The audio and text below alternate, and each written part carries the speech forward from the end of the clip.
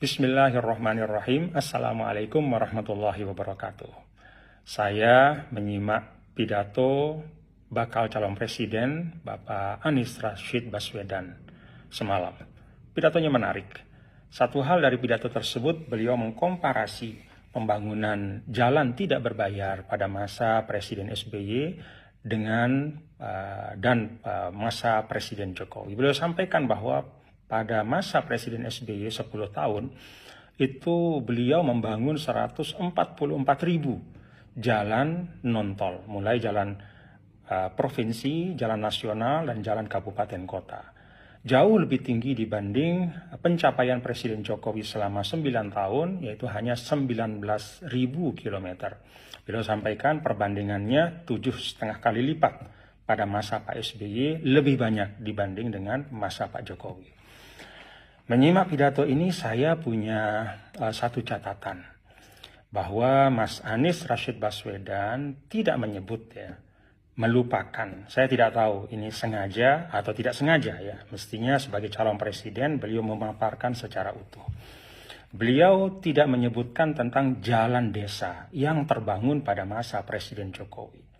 Pada masa 9 tahun sampai akhir 2022 itu ada lebih dari 316.000 kilometer jalan desa yang dibangun oleh Presiden Jokowi.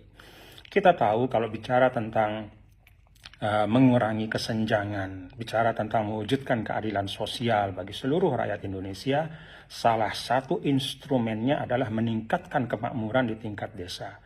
Dan meningkatkan kemakmuran di tingkat desa itu artinya apa? Mempercepat aktivitas ekonomi, meningkatkan aktivitas ekonomi, dan memperbesar porsi ekonomi yang diperoleh oleh masyarakat desa.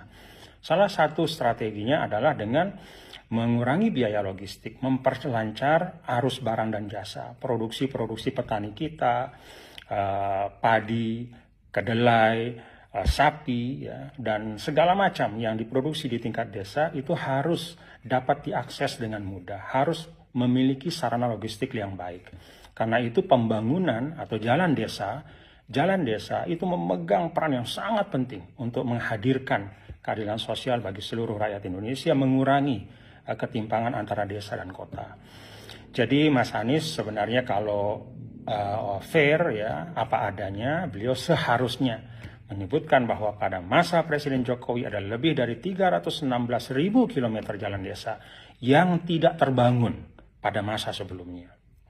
Belum lagi kalau kita bicara infrastruktur lain di tingkat desa ada lebih dari 1,5 juta meter jembatan di tingkat desa, ada lebih dari 500.000 unit air bersih, ada 42.000 lebih posyandu dan beragam infrastruktur di tingkat desa yang menjadi concern dari Bapak Presiden Jokowi selama 9 tahun pembangunannya. Dengan demikian, kalau kita menyampaikan data secara utuh, pembangunan jalan tidak berbayar pada masa Presiden Jokowi, mulai jalan nasional, jalan provinsi, jalan kabupaten kota, dan jalan desa, maka angkanya adalah sekitar 340.000 kilometer, jauh di atas pembangunan jalan tidak berbayar pada era sebelumnya.